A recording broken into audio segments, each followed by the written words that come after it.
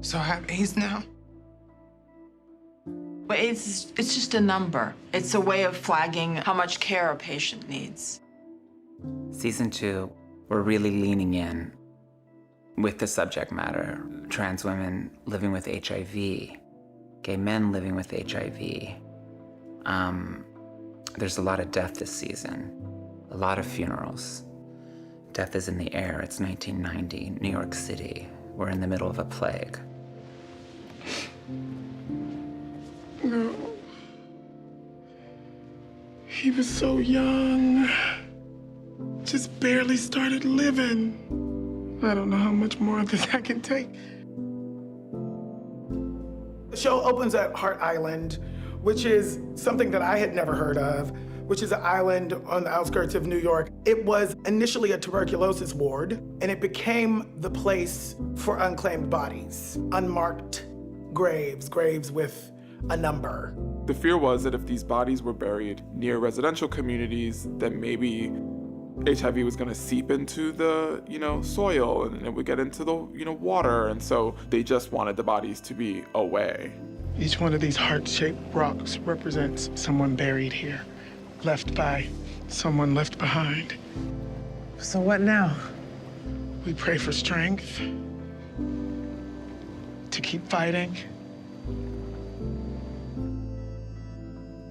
I am HIV positive, and I still feel the stigma against people living with HIV and AIDS.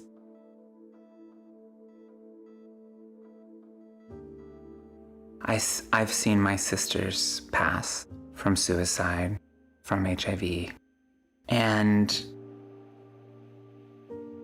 I feel very lucky to be 40. I feel the spirit of those that we've lost with this show. When I create, when I write, when I'm producing, I think that a lot of these characters wouldn't make it to my age, and I feel very lucky to be living in the time that I live in. We have medication. Undetectable is untransmittable, which means that if you're on medication and you're taking it properly, you cannot expose other people to HIV. I believe the end of this disease begins with the end of the stigma towards the disease. If people can go get tested and not feel any shame about getting tested, about getting on medication, then we'll end the disease. That's simple and true. But in order to end the stigma, we need to humanize the lives of people living with HIV and AIDS. I think Pose does that. There's still so much stigma around the disease. Candy, for one, her story sort of represents those folks who felt so much stigma from the disease that they refused to reach out for help, or they refused to tell anyone that they were challenged with the disease. And so Candy ends up leaving this world and telling not a single soul that she was HIV positive. And I know that there are a lot of girls who are thinking they're probably going to take that secret to the grave with them.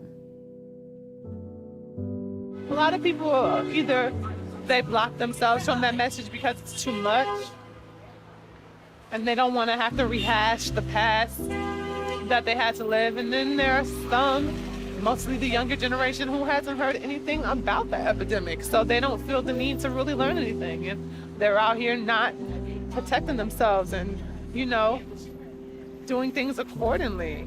And I think that's what Pose is doing. Not only are we entertaining, but we're, educating these kids on how to live life again, and also telling them not to repeat history. Negative. With our show putting such a spotlight on HIV and AIDS, I've seen it from our audience remove the stigma. I've seen people going to get tested. It makes you realize how important it is for us to tell this story, because All of these folks' lives depend on us telling the story and depend on us reaching it to the point where we end the epidemic of HIV, where it's no more, where all of this work and all of these lives were not in vain.